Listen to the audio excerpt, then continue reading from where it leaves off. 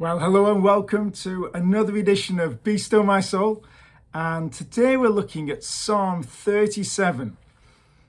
The title, which I've put here, is An A to Z for Life's Tensions.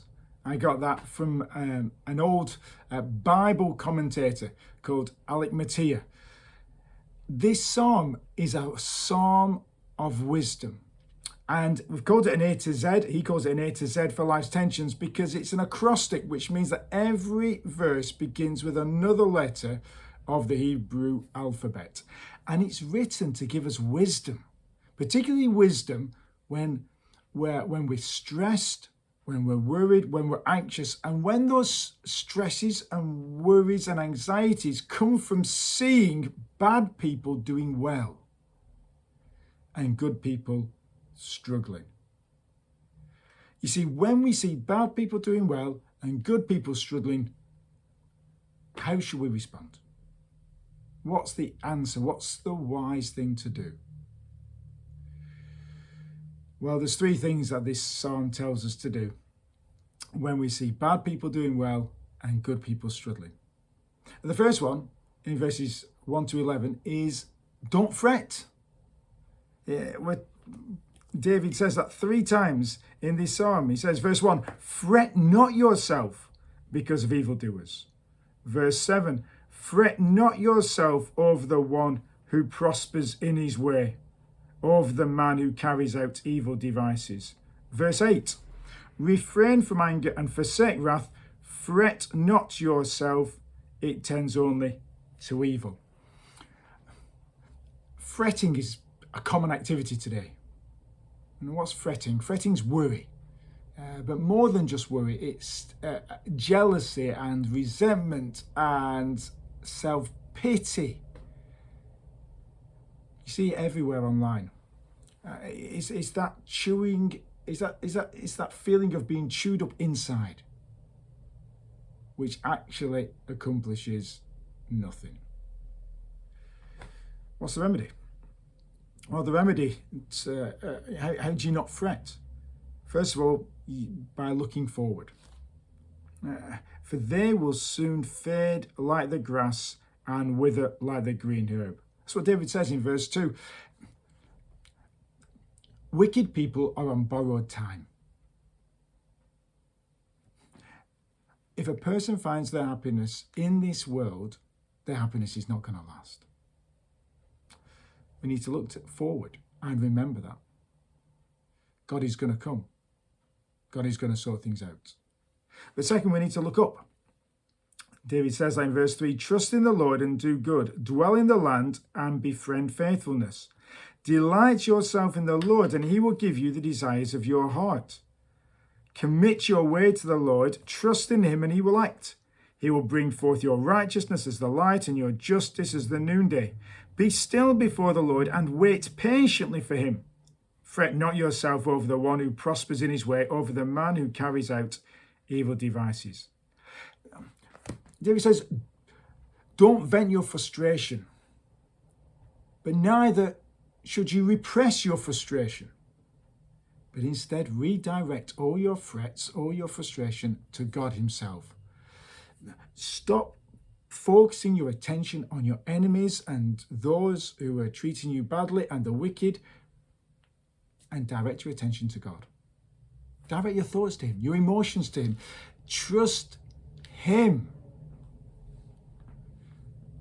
Entrust your job to him, entrust your reputation to him, leave your burdens with him, and learn to find your heart's deepest desire and delight in who he is and in what he's done. That's where freedom's found.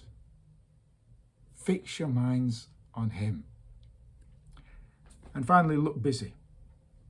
It says that in verse 8, refrain from anger and forsake wrath. Fret you not yourself, it tends only to evil.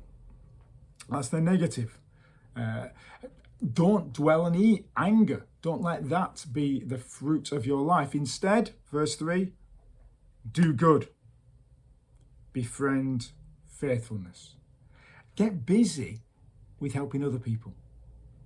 You see, when you let anger simmer in your heart, what happens? Well, you have a pity party. At least a self-pity. Oh, I've been treated badly. Oh, this is awful. Whereas when you start thinking about other people and serving them, you end up being free. You end up having peace. You're not turned in on yourself because you're turned out of yourself, looking to others. Do good to others, even to those who hate you.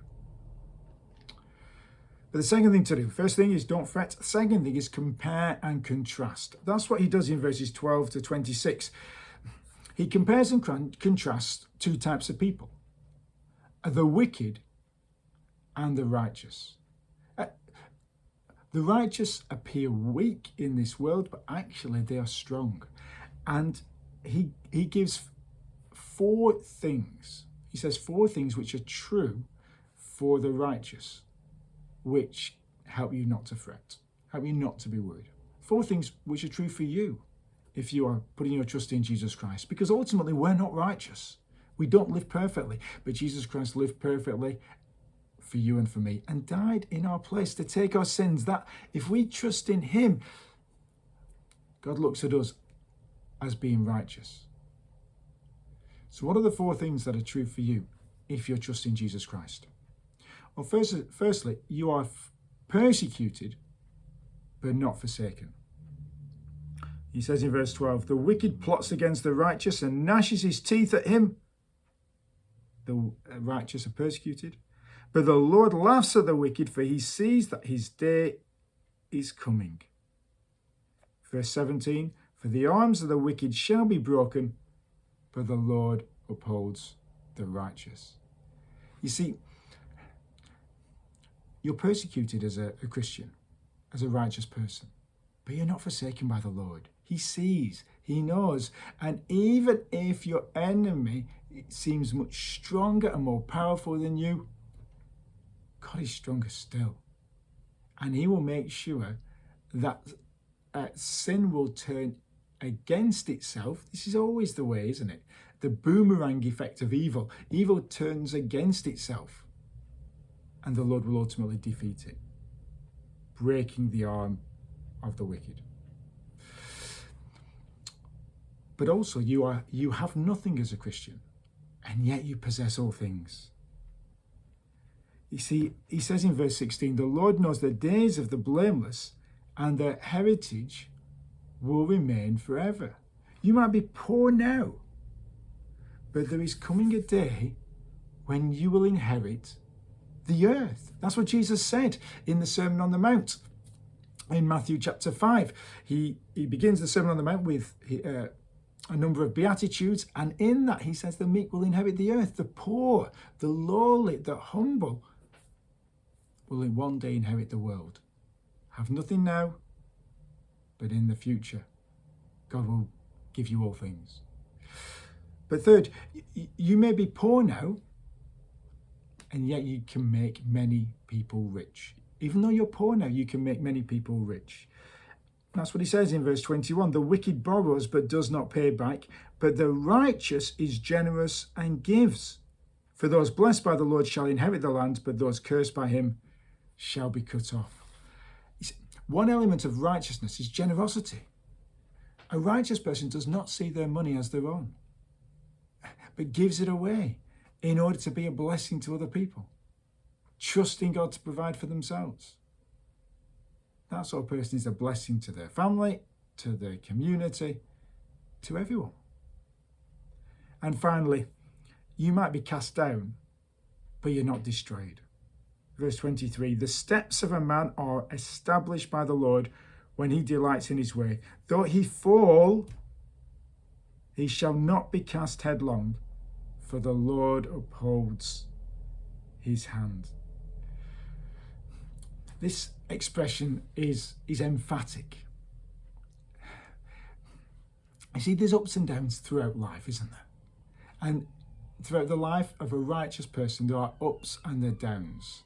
And sometimes the downs can be really down. They can involve significant material loss. But the Lord will make sure that even when you fall, you will not fall completely. He will uphold you. He will save you. He will deliver you. you will never be destroyed because you belong to him. Finally, David ends the psalm by encouraging us to take the long view. Take the long view. See, so often we think in the moment, and we see wicked people doing well in the moment. And David says, take the long view. And as you take the long view, you'll do two things. One, you will do good. Verse 27. Turn away from evil and do good, so shall you dwell forever.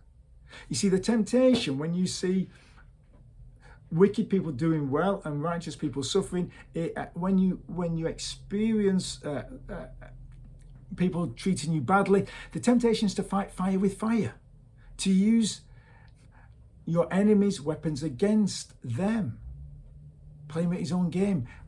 But David says, don't do that. Keep doing good, and remember that the Lord is on your side. You will dwell with the Lord forever. He will be with you. He is with you. Just do good. But second, when you take the long view, you will see that you have a bright future. The wicked will be destroyed. That's what he says in verse 35. I have seen a wicked, ruthless man spreading himself like a green laurel tree, but he passed away, and behold, he was no more. Though I sought him, he could not be found.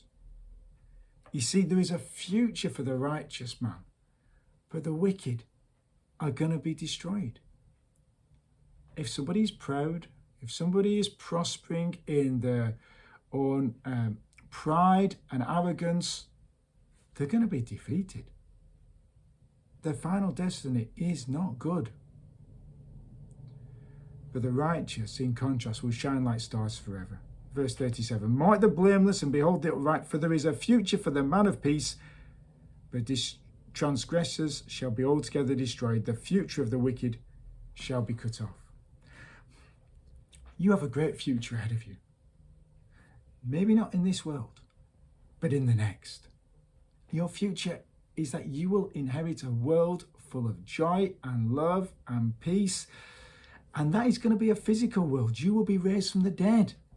You will be prosperous materially on that new world. And God will make sure you get there. God will deliver you from every trouble. He's going to bring you safely to your heavenly home. He's a refuge. He's a help in trouble. Wait for him. When you do that, and as you do that, you won't fret, you won't be anxious, and you won't be worried. Wait for him. Thanks so much for tuning in and looking at this wonderful wisdom psalm, Psalm 37.